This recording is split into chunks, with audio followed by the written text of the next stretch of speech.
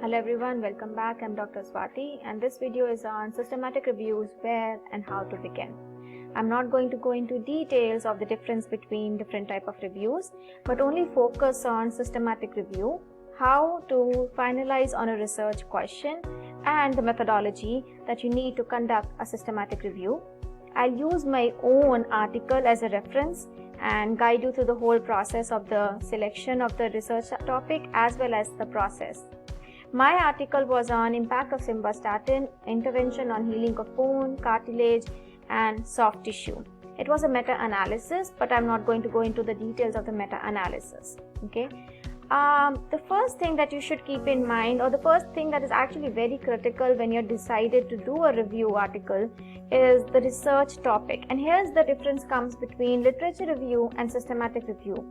Now, literature review is a qualitative research. Okay. I'll use an example. If you see this question, what is the outcome of implants in irradiated sites in maxilla? Now that is a very good question for a literature review, because you're just asking a question. You'll use few studies which would probably say yes, the outcome is good. So you will say the outcome is not good, and that is all kind of qualitative methodology, and your question would be answered.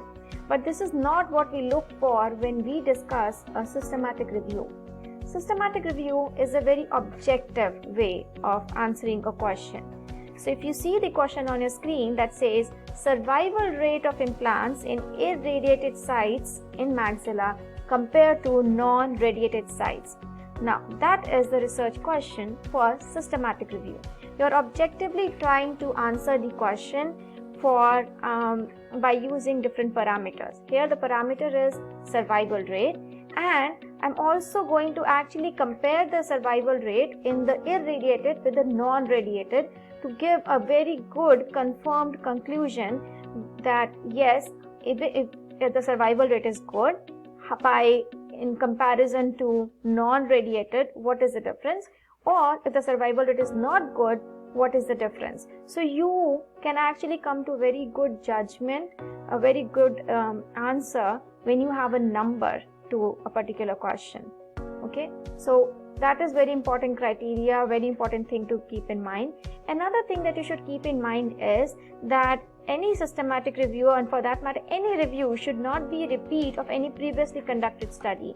Because if you actually do a repeat of a conducted study which was done like 3 years back or 4 years back, and in those 4 years span of time nothing new has been added to that particular topic that you want to research on, then your research article is not going to give any new information. If you're not going to give any new information, people might be less interested to read your article, and also you will not get many citations. If a citation is one of the reasons you are doing a research. Okay. So just keep these two things in mind when you decide a research question. Objective, the parameters should be there. You should be very clear in your head about what you're looking for. This will actually help to narrow down your research and make it easier for you to conduct your research for a systematic review. Coming to methodology. Now in methodology, you would have always heard or seen the term that says preferred reporting items for systematic review and meta-analysis. PRISMA. So what is actually PRISMA? PRISMA is actually a guide. It's a guide with 4 variables under it, that is identification, screening, eligibility included. This helps you to come to, this is basically something you're writing down. I scroll through this many articles. This is what I actually found in different databases. This is my eligibility. Why did I select these articles? Why did I not select the other articles? And the articles that I finally selected was this.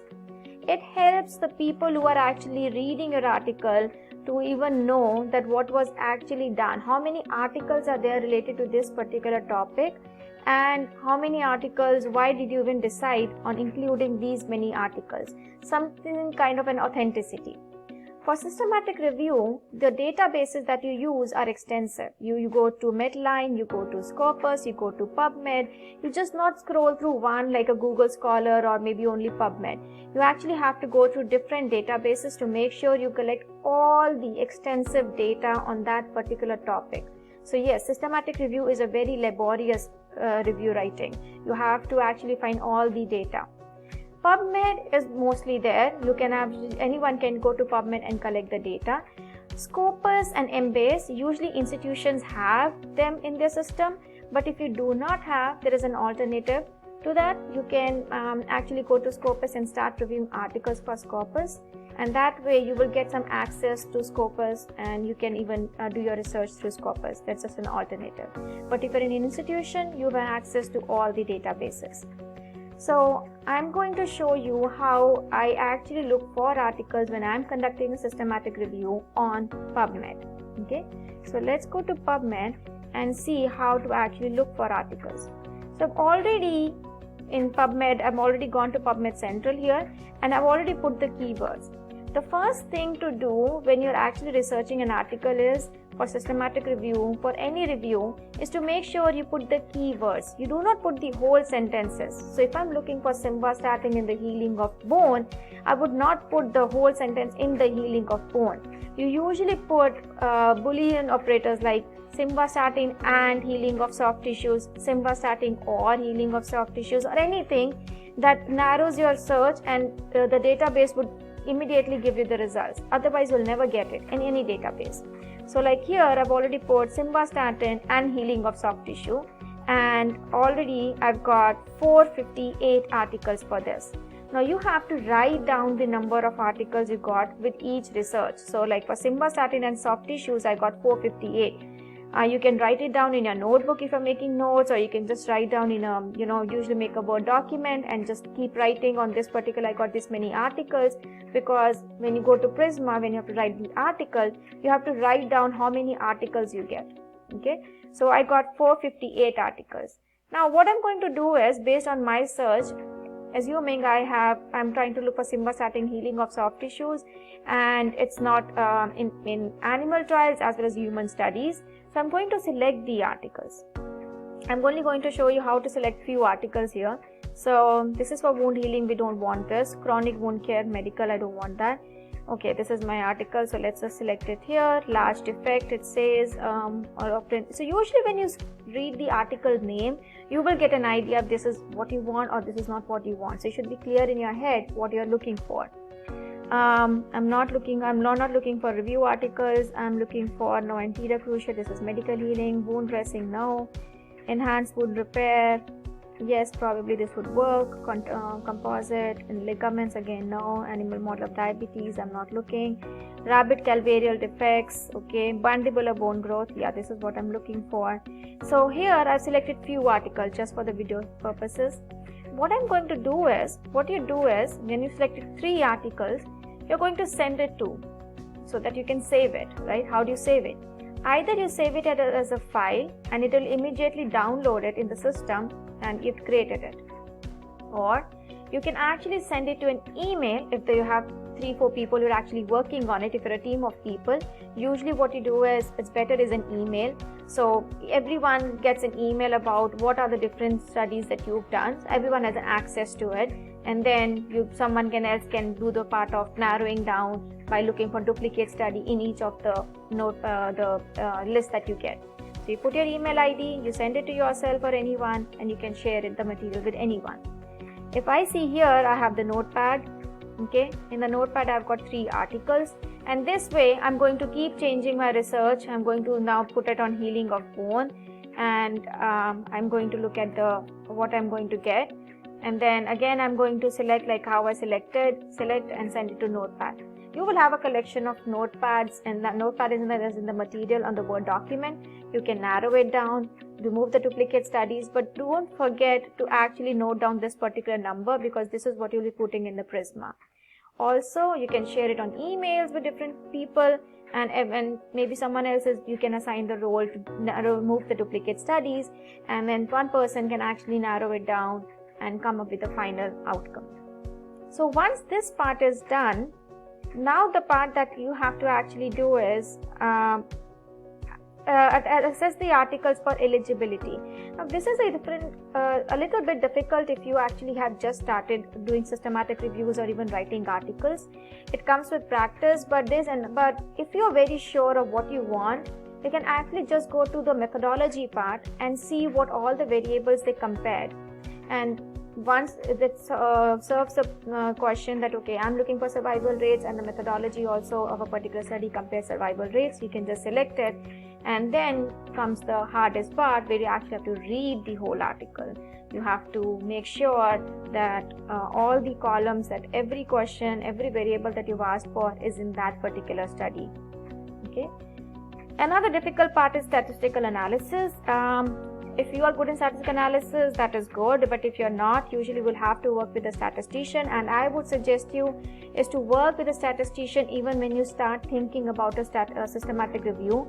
They will actually guide you on how many studies you really need to have to conduct the systematic review, or what kind of test will they do to make sure your study, like sometimes it's not t-test or a chi-square test would be done for all the studies. The statistical test differs according to the comparison variables. So it's always best to have a statistician on board. If you are able to do it, that's good. If not, have someone with you so that you know what test you will be doing. Okay. And here are the different, I've put in the softwares for systematic reviews. If you are a person who's not done a systematic review, these are the guidelines that I've given you, but there are different softwares also. You have Cochrane, you have Providence.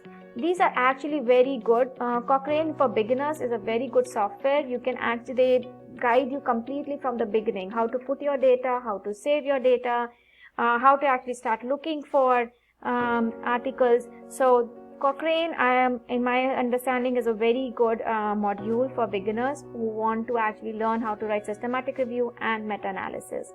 Another big tip that I want to leave you with is working with a mentor. Working with a mentor or a guide in the initial phases is very important. They will suggest you if this study is even good or not good, and also in the writing part. Systematic review, maybe the search part won't be that difficult, but the writing part of results and discussion becomes very difficult if you've never written a systematic review before. So do work with a mentor or a guide and get proper suggestions. And to conduct, you can always go to Cochrane or any of these softwares. They are very reliable softwares and can learn how to conduct, how to go about doing research for systematic reviews. I hope this video was useful and helpful for you to get your hands on, to get an initial information about systematic reviews and how to write. If you want any more information, you can always comment in the comment section. I'll be happy to help you. You can always follow me at our page Board Aspirants on Facebook. And our next video on a very popular demand, if you've not seen my previous video, which was on the interviews, and this video will be on, the upcoming video will be on how to answer the question of why the school should pick you in the dental residency or in the DDS program. So that video will be coming shortly. I hope you like this video. I'll see you again.